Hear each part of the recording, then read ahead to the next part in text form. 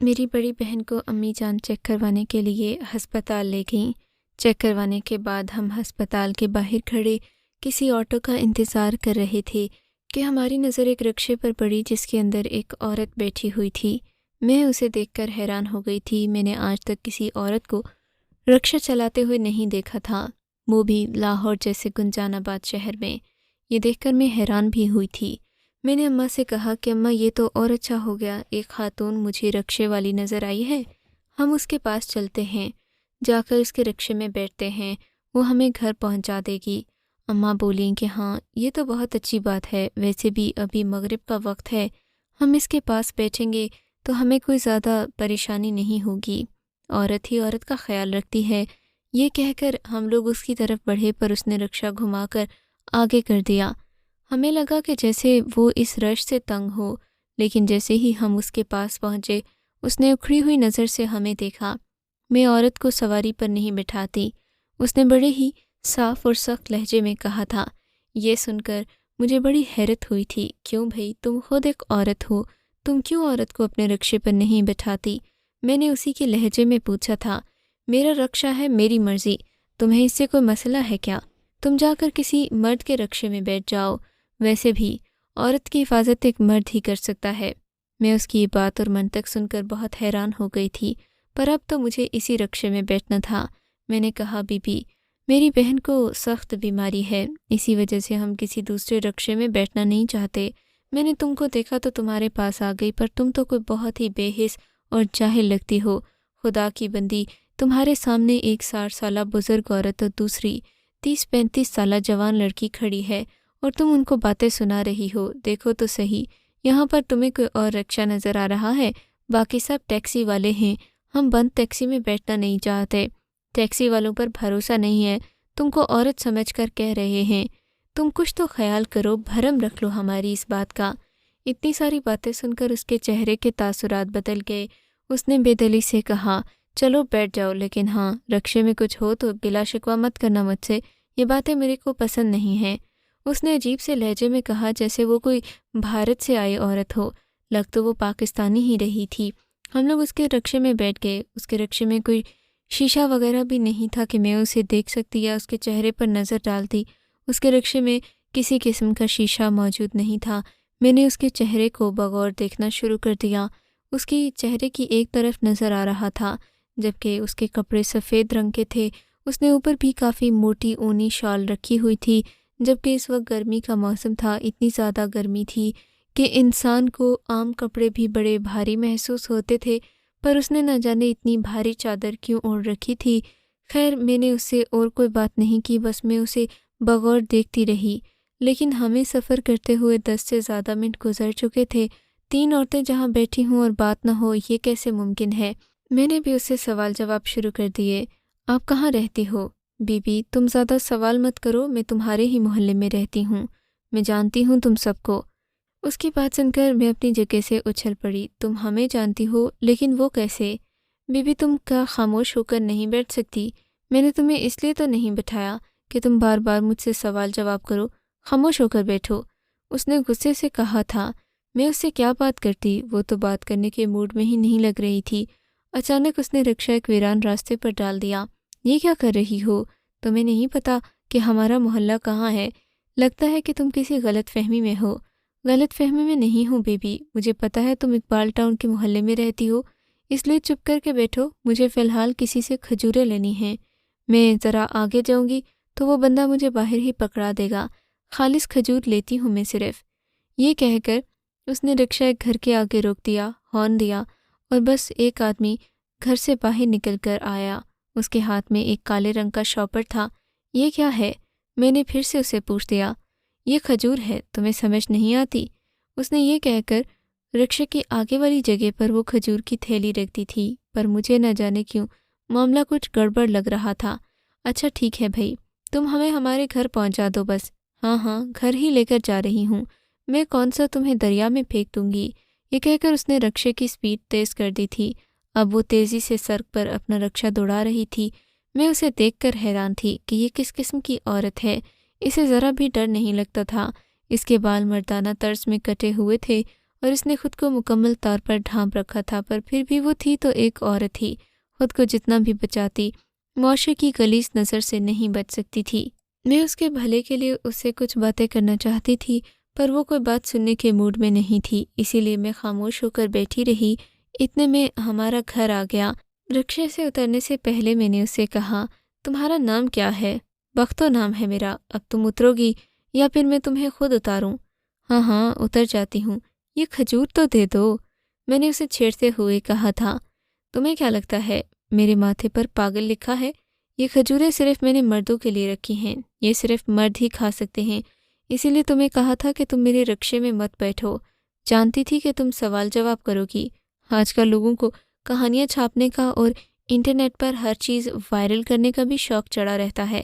لوگ ایسے ہی کرتے ہیں، کسی کی بات سنے بغیر اس کو کہیں نہ کہیں چھاپ دیتے ہیں، اور پھر وہ بندہ بیچارہ اپنی قسمت کو کوستا رہتا ہے۔ میں یہ سن کر ہنس پڑی۔ میں نے کہا، ارے بی بی، ایسی کوئی بات نہیں ہے، تم خود کو سمجھتی کیا ہو؟ تم مجھے ایک دلچسپ عورت لگی، میں تمہاری مدد کرنا چاہتی تھی، پر تمہاری ناک تو ماتھے پر رکھی ہے، میں تم سے کیا کہوں؟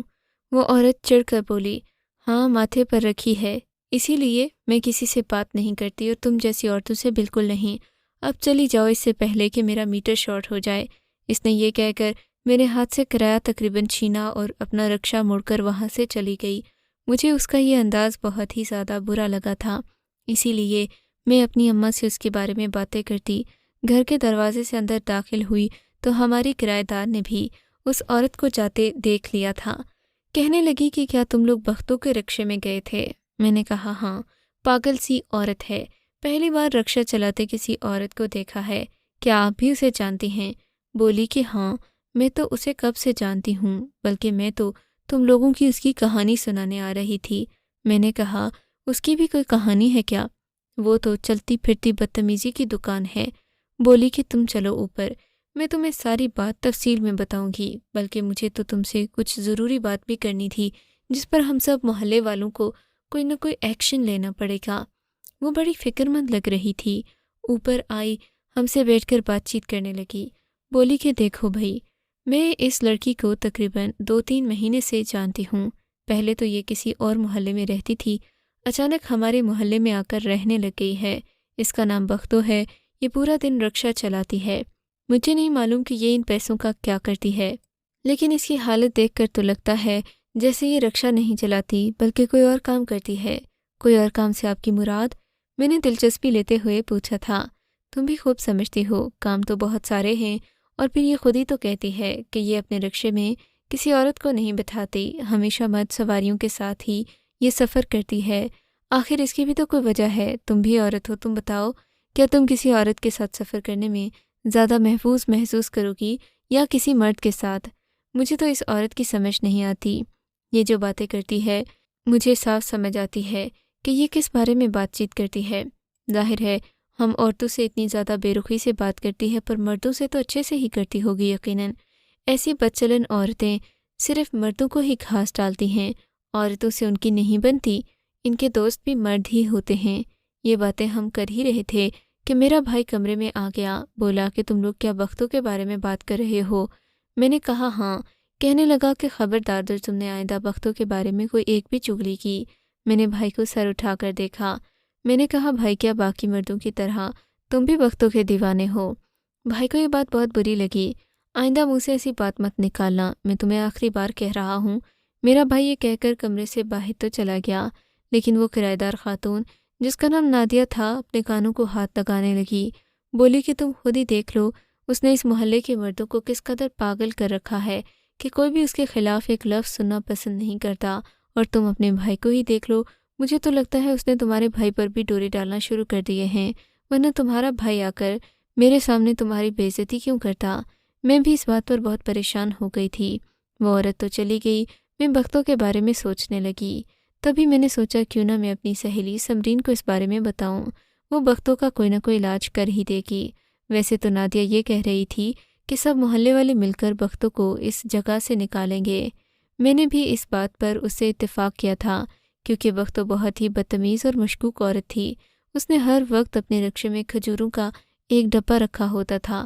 وہ کہتی کہ یہ کھجوریں میں صرف مردوں کو دیتی ہوں۔ مجھے یہ بات بڑی عجیب لگی تھی۔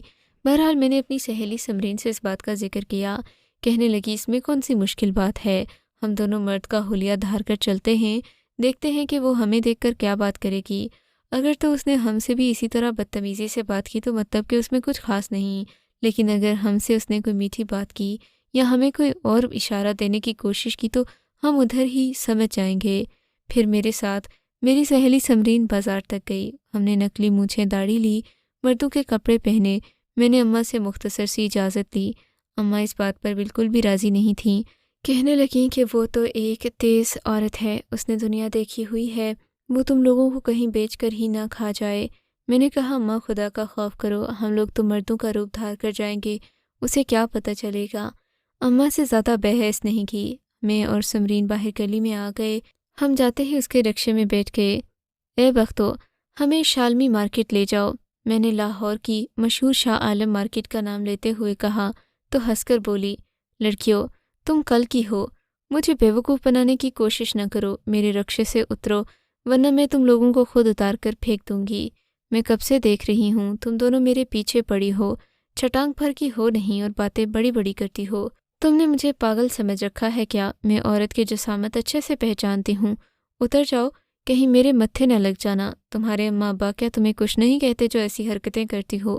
بختوں کی چالاکی دیکھ کر میں اور سمرین ایک دوسرے کا منہ دیکھنے لگے۔ ہم تو ہکا بکا ہی رہ گئے تھے۔ بختوں کی نظر عقاب اور چیل سے بھی گہری تھی۔ ہم تو سوچ رہے تھے کہ وہ ہمیں لے کر جائے گی، ہم سے کوئی بات چیت کرے گی تو ہم اس کے راز سے آگاہ ہو جائیں گے، پر وہ تو لگتا تھا جیسے کسی صورت بھی پگھلنے والی نہیں ہے، نہ ہی ہمیں اس کا راز معلوم ہونے والا ہے۔ ہم لوگ مایوس سے گھر لوٹ آئے۔ ہمیں دیکھ کر اماں نے اللہ کا شکر ادا کیا، بولیں کہ بیٹی شکر کرو کہ بختوں نے تم لوگوں کو اپنے ساتھ نہیں لیا، ورنہ خدا جانے کیا ہوتا۔ میں تو خود بھی ڈر رہی تھی۔ تمہارے جانے کے بعد مجھے احساس ہوا کہ مجھے تمہیں اس کام کی اجازت نہیں دینی چاہیے تھی۔ میں نے سمرین سے کہا کہ اب تو بختوں سے بات اگلوانے کا ایک ہی طریقہ ہے کہ تم اپنے بھائی سے کہو وہ بختوں کے رکشے میں بیٹھے اور پھر جا کر اسے کہے کہ میں تمہارے ساتھ کچھ وقت گزارنا چاہتا ہوں۔ مجھے تو پکا یقین ہے کہ بختوں ہی بد چلن عورت ہے، اسی کی وجہ سے محلے کی سب عورتیں پریشان ہیں۔ سب کو لگتا ہے کہ وہ ان کا مرد چھین لے گی۔ آخر ایسا ایک عورت کے بارے میں انہیں کیوں لگتا ہے؟ کوئی تو وجہ ہوگی نا۔ میری بات سن کر سمرین سر ہلانے لگی اور بولی، ٹھیک ہے، میں اپنے بھائی کو بھیجوں گی، اسے کہوں گی کہ وہ جا کر بختوں کے رکشے میں بیٹھے اور اس کی حقیقت معلوم کرے۔ اگلے دن مجھے سمرین کا بے صبری سے انتظار تھا، پر جو بات اس نے مجھے بتائی اس نے تو میرے کانوں سے دھواں نکال دیا۔ سمرین کہنے لگی کہ بختوں کے بارے میں تو میرا بھائی ایک لفظ سننے کو تیار نہیں ہے۔ میں نے جب بھائی سے کہا کہ بختوں ایک بد چلن عورت ہے، وہ مردوں کو پھانس رہی ہے، ان پر ڈورے ڈال رہی ہے، تو میرے بھائی نے مجھے ہی چپ رہنے کا کہا۔ کہنے لگا کہ تم خواہ کسی عورت کے بارے میں باتیں نہ کرو، میں اسے اچھے سے جانتا ہوں، اس میں ایسی کوئی بات نہیں ہے، اور خبردار جو آئندہ تم نے بختوں کے بارے میں کسی سے بھی بات کی۔ یہ سن کر میں بھی خاموش تھی۔ آخر بختوں میں ایسا کیا تھا کہ سب مرد اس کے لیے لڑنے مرنے پر تیار ہو جاتے تھے؟ مجھے اس کی یہ بات سمجھ نہیں آئی تھی۔ میں نے یہ بات جا کر اماں کو بتائی۔ میں نے کہا، ماں خدا جانے کہ یہ بختوں محلے کے مردوں کے کان میں ایسا کیا پڑھ کر پھونکتی ہے، یا تو ان کے بستر گرم کرتی ہے یا تو کوئی اور چکر ہے جس کی وجہ سے کوئی بھی مرد اس کے خلاف بولنے پر تیار نہیں ہوتا۔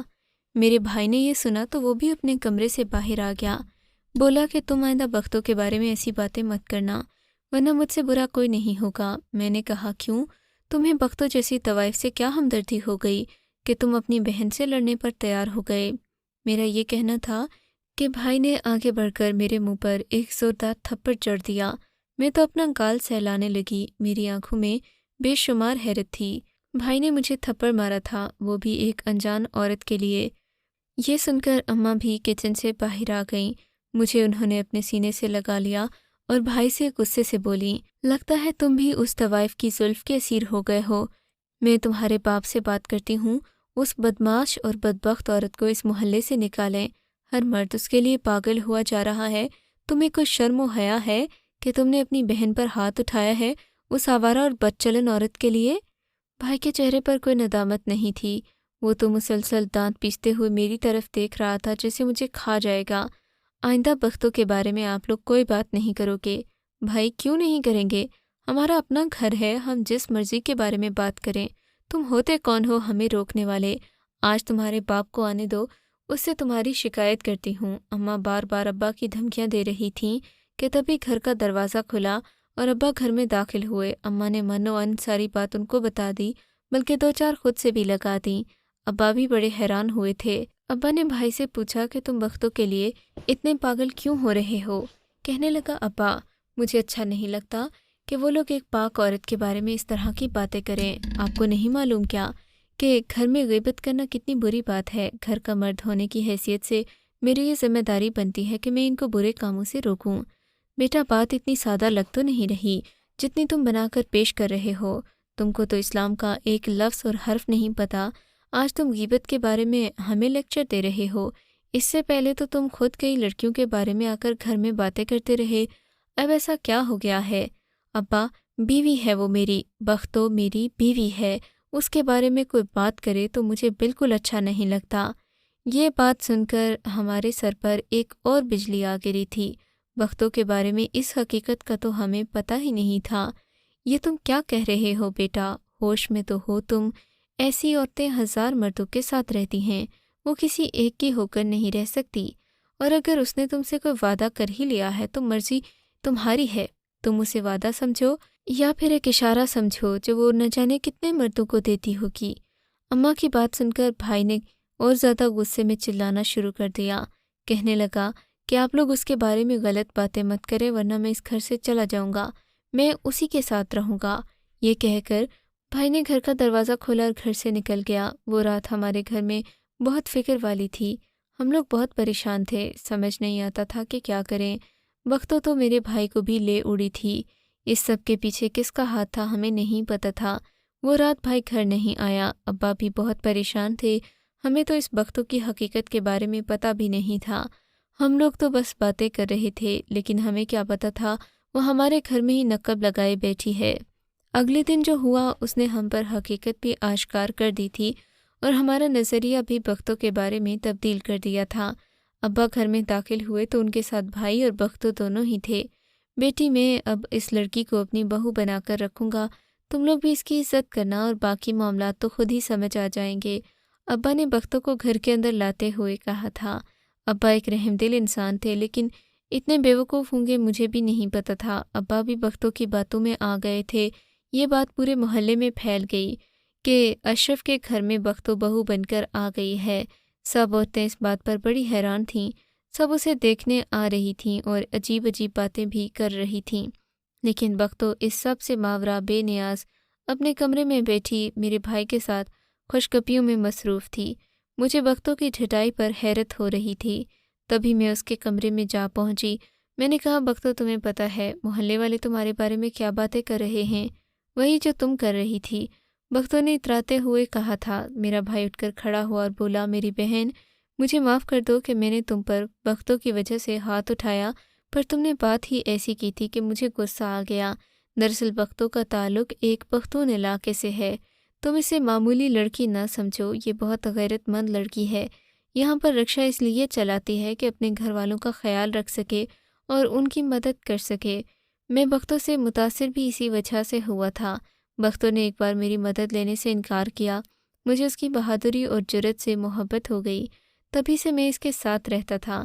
پھر ایک دن میں نے اسے شادی کی پیشکش کی تو اس نے کہا کہ کوئی بھی اس شادی کے لیے نہیں مانے گا۔ سچ تو یہ ہے کہ بختوں بھی حالات سے تنگ آ چکی تھی، وہ مردوں کے ساتھ سفر کر کر کے تھک چکی تھی، اسے لگتا تھا جیسے اب وہ یہ کام نہیں جاری رکھ سکے گی، اسی لیے ہم نے کورٹ میرج کر لی۔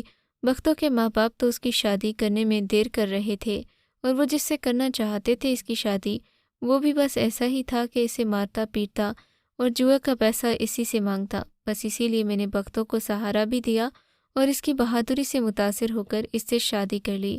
رہی بات ان کھجوروں کی، تو یہ مت سمجھو کہ مجھے کسی چیز کے بارے میں پتہ نہیں، مجھے سب پتہ ہے۔ بختوں نے نشہ آور دوا اپنے رکشے میں رکھی ہوتی تھی کہ اگر کوئی مرد بدتمیزی کرے گا تو اس کے چہرے پر مار دے گی۔ اور رہی بات عورتوں کی کہ عورتوں کو اپنے رکشے میں کیوں نہیں بٹھاتی، تو عورتیں جا کر محلے میں طرح طرح کی باتیں کرتی ہیں، پھر یہ بات سب کے درمیان پھیل جاتی کہ یہ عورت رکشہ چلاتی ہے۔ یہ بات صرف مجھے پتہ تھی اور سمرین کے بھائی کو، وہ میرا دوست ہے۔ سمرین کا بھائی بھی جانتا ہے کہ میں بختوں کے ساتھ نکاح کر چکا ہوں، سو وہ بھی اس کو اپنی بھابھی مانتا ہے، لیکن اب سے بختوں رکشا نہیں چلائے گی بلکہ گھر میں بیٹھے گی، کیونکہ بختوں نے اپنے حصے کی محنت کر لی ہے۔ میں بھائی کی بات سن کر پریشان بھی تھی، شرمندہ بھی، اور نظر اٹھائے بغیر ہی اپنے کمرے میں آ گئی۔ سوچنے لگی کہ واقعی عورت ہی عورت کی دشمن بن جاتی ہے۔ کاش کہ میں یہ ساری باتیں کہنے سے پہلے ایک بار سوچ لیتی تو مجھے پچھتانا نہ پڑتا۔